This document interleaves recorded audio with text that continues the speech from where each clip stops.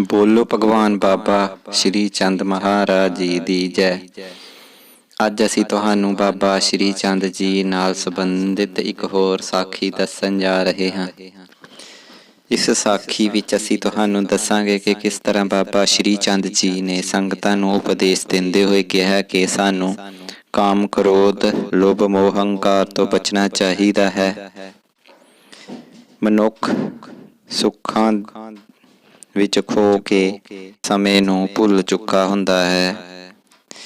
ਅਗਿਆਨ ਵਸ਼ ਮਨੁੱਖ ਚੰਗੇ ਕਰਮ ਕਰਨ ਤੋਂ ਵਾਂਝਾ ਰਹਿੰਦਾ ਹੈ ਅਤੇ ਆਪਣੇ ਅਸਲੀ ਮਨੋਰਥ ਨੂੰ ਭੁੱਲ ਚੁੱਕਾ ਹੁੰਦਾ ਹੈ। ਬਾਬਾ ਸ਼੍ਰੀ ਚੰਦ ਜੀ ਨੇ ਸੰਗਤਾਂ ਨੂੰ ਦੱਸਿਆ ਕਿ ਇੱਕ ਜੰਗਲ ਵਿੱਚ ਕਈ ਮਹਾਤਮਾ ਰਹਿੰਦੇ ਸਨ ਜੋ ਹਰ ਸਮੇਂ ਪਰਮਾਤਮਾ ਦੀ ਭਗਤੀ ਵਿੱਚ ਲੀਨ ਰਹਿੰਦੇ ਸਨ। ਇੱਕ ਦਿਨ ਉੱਥੋਂ ਦਾ ਰਾਜਾ ਸ਼ਿਕਾਰ ਖੇਡਦਾ ਹੋਇਆ ਉਹਨਾਂ ਦੇ ਆਸ਼ਰਮ ਦੇ ਲਾਗੇ ਆਇਆ। ਉਸ ਨੂੰ ਬਹੁਤ ਜ਼ਿਆਦਾ ਪਿਆਸ ਲੱਗੀ ਹੋਈ ਸੀ ਅਤੇ ਭੁੱਖ ਵੀ ਲੱਗੀ ਹੋਈ ਸੀ।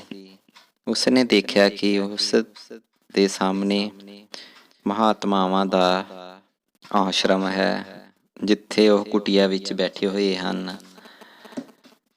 ਰਾਜਾ ਉਹਨਾਂ ਦੇ ਪਾਸ ਚਲਾ ਗਿਆ। ਮਹਾਤਮਾਵਾਂ ਨੇ ਰਾਜੇ ਨੂੰ ਆਦਰ ਸਹਿਤ ਬਿਠਾਇਆ ਅਤੇ ਮਹਾਤਮਾ ਪ੍ਰਭੂ ਭਗਤੀ ਕਰਦੇ ਰਹੇ, ਪ੍ਰਭੂ ਦਾ ਨਾਮ ਸਿਮਰਨ ਕਰਦੇ ਰਹੇ।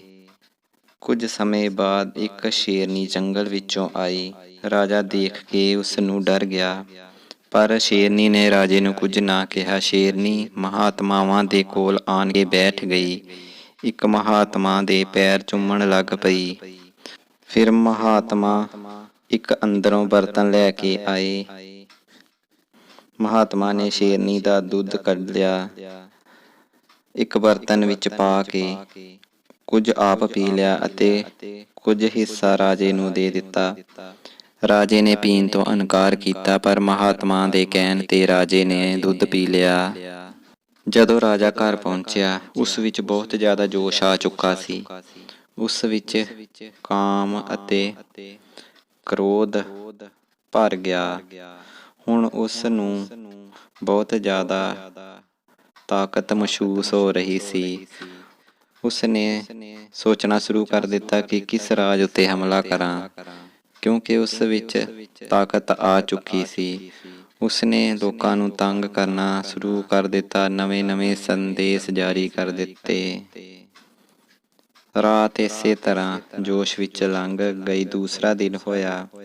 ਰਾਜੇ ਨੇ ਸੋਚਿਆ ਕਿ ਮੇਰਾ ਕੁਝ ਦੁੱਧ ਪੀਣ ਦੇ ਨਾਲ ਇੰਨਾ ਤਾਕਤ ਦੇ ਨਾਲ ਹਾਲ ਹੈ ਅਤੇ ਮਹਾਤਮਾ ਜੋ ਹਰ ਰੋਜ਼ ਦੁੱਧ ਪੀਂਦੇ ਹਨ, ਉਹਨਾਂ ਅੰਦਰ ਤਾਂ ਬਹੁਤ ਜ਼ਿਆਦਾ ਭਰਮ ਵਿਕਾਰ ਪੈਦਾ ਹੋਏ ਹੋਣਗੇ।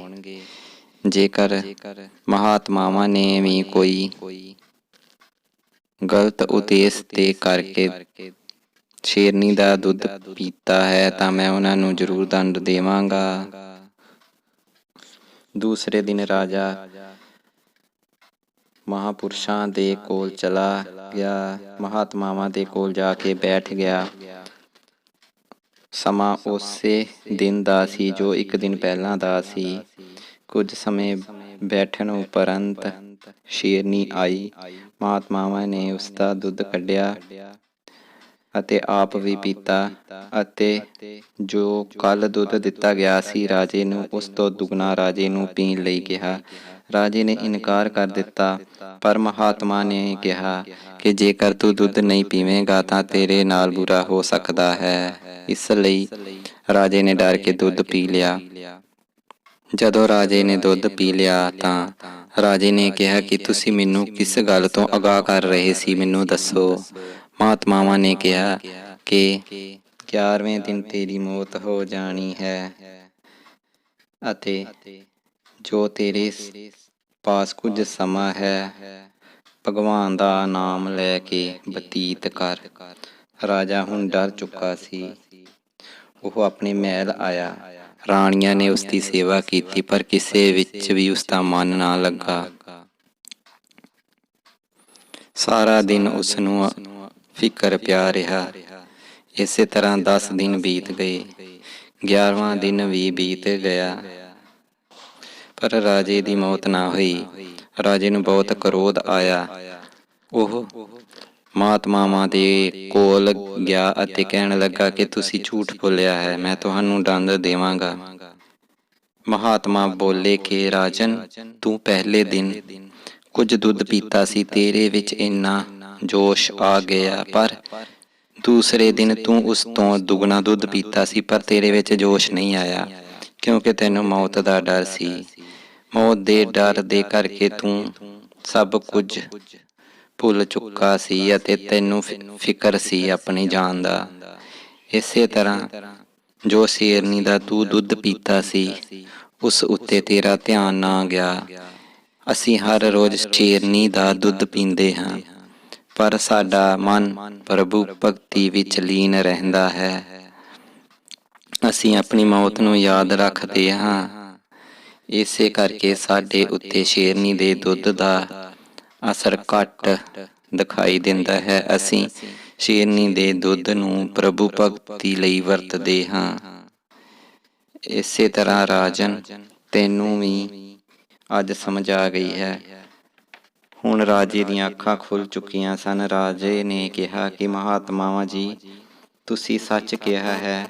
ਜੇਕਰ ਤੁਸੀਂ ਮੈਨੂੰ ਪਹਿਲਾਂ ਸਧਾਰਨ ਭਾਸ਼ਾ ਵਿੱਚ ਸਮਝਾਉਂਦੇ ਤਾਂ ਮੈਂ ਨਹੀਂ ਸਮਝ ਸਕਦਾ ਸੀ। ਇਸ ਤੋਂ ਬਾਅਦ ਰਾਜੇ ਨੇ ਚੰਗੇ ਕਰਮ ਸ਼ੁਰੂ ਕਰ ਦਿੱਤੇ ਅਤੇ ਆਪਣੀ ਪ੍ਰਜਾ ਦੀ ਭਲਾਈ ਲਈ ਕੰਮ ਸ਼ੁਰੂ ਕੀਤੇ। ਆਪਣੀ ਮੌਤ ਨੂੰ ਯਾਦ ਰੱਖਿਆ ਅਤੇ ਲੋਕਾਂ ਦੀ ਸੇਵਾ ਕੀਤੀ, ਪ੍ਰਭੂ ਭਗਤੀ ਕੀਤੀ ਅਤੇ ਆਪਣਾ ਜਨਮ ਸਫਲ ਕੀਤਾ। ਇਸ ਤਰ੍ਹਾਂ ਬਾਬਾ ਸ਼੍ਰੀ ਚੰਦ ਜੀ ਨੇ ਲੋਕਾਂ ਨੂੰ ਸਹੀ ਉਪਦੇਸ਼ ਦਿੱਤਾ ਅਤੇ ਕਿਹਾ ਕਿ ਸਾਨੂੰ ਮੌਤ ਨੂੰ ਯਾਦ ਰੱਖਣਾ ਚਾਹੀਦਾ ਹੈ। ਸ਼ੁਭ ਕਰਮ ਕਰਨੇ ਚਾਹੀਦੇ ਹਨ।